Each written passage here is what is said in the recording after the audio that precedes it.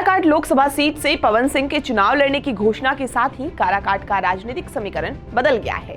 कल तक जहां एनडीए और महागठबंधन के उम्मीदवार के बीच सीधा मुकाबला था, वहीं अब यहां त्रिकोणीय होने की संभावना है। क्या है सीट की हिस्ट्री, कौन कौन है चुनावी मैदान में, सब आपको बताएंगे। नमस्कार, मैं मैत्री और आप देख रहे हैं TV9 बिहार झारखंड। रोहतास जिले का काराकाट लोकसभा क्षेत्र एक बार फिर चर्चा में है। वजह भोजपुरी के पावर स्टार कहे जाने वाले पवन सिंह ने काराकाट सीट से चुनावी मैदान में उतरने की घोषणा की है। ऐसे में यहां त्रिकोणीय मुकाबला होने के आसार बन रहे हैं। अभिनेता पवन सिंह को इलाके में लोग पावर स्टार के नाम से जानते हैं। खासकर भोजपुरी इलाके में युवाओं में उनका जलवा है। राष्ट्रीय लोक मोर्चा के नेता पूर्व केंद्रीय मंत्री उपेंद्र कुशवाहा भी फिर से चुनावी मैदान में उतरने जा रहे हैं। वहीं माले के राजाराम सिंह यहां इंडिया गठबंधन के उम्मीदवार होंगे, जिसके बाद इलाके में राजनीतिक सरगर्मियां बढ़ गई हैं। यहां हुए पिछले 3 लोकसभा चुनाव में महाबली सिंह कुशवाहा और उपेंद्र कुशवाहा ने जीत दर्ज की है। तीनों बार कुशवाहा जाति के नेता ही यहां के सांसद हैं।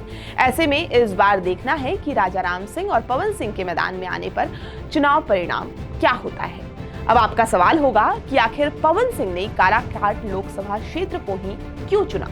तो आपको बता दें कि ये आरा जिले के पास का क्षेत्र है। भले ही आरा और काराकाट की दूरी 70 किलोमीटर है, लेकिन भोजपुर से काराकाट सटा हुआ है। काराकाट सीट पर आरा की तरह ही बड़ी संख्या में सवर्ण, खासकर राजपूत आबादी है। यहाँ 2 लाख से ज्यादा राजपूत वोटर्स हैं। इसके साथ ही 75,000 ब्राह्मण और करीब 50,000 भूमिहार वोटर्स हैं। लवकुश यानी कोयरी और कुर्मी वोटर 2.5 लाख है। एनडीए में ये सीट उपेंद्र कुशवाहा के खाते में गया है, जबकि महागठबंधन में CPIML को दिया गया है। काराकाट सीट से उपेंद्र कुशवाहा कुश यानी कोयरी जाति के हैं, जबकि CPIML के उम्मीदवार राजाराम सिंह कुशवाहा भी इसी जाति से हैं।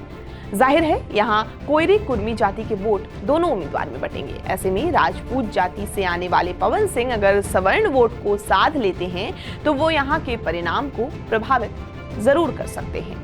आपको बता दें कि काराकाट लोकसभा सीट 2008 के परिसीमन के बाद बना है। तीनों बार यहाँ एनडीए ने ही जीत दर्ज की है। अब तक महागठबंधन यहाँ एक बार भी नहीं जीती है। काराकाट लोकसभा का गठन रोहतास के 3 विधानसभा क्षेत्र डेहरी, नोखा और काराकाट, इसके साथ ही औरंगाबाद जिले के 3 विधानसभा को मिलाकर हुआ है। इस लोकसभा क्षेत्र के बीचों बीच सोन नदी गुजरती है। 2 पार्ट में बटी काराकाट लोकसभा क्षेत्र का आचार विचार और लोक भाषा तक अलग अलग है। डेहरी, नोखा और काराकाट में जहां लोग भोजपुरी भाषा का इस्तेमाल करते हैं, वहीं नवीनगर, गोह और ओबरा में मगही भाषा बोली जाती है। 2009 के लोकसभा चुनाव में पहली बार महाबली सिंह चुनाव जीते थे और सांसद बने। 2014 के लोकसभा चुनाव में उपेंद्र कुशवाहा ने इस सीट से जीता। वहीं 2019 की बात करें तो 2019 में महागठबंधन के साथ चुनाव लड़ने वाले उपेंद्र कुशवाहा को पराजय हाथ लगी और महाबली सिंह दोबारा सांसद चुने गए।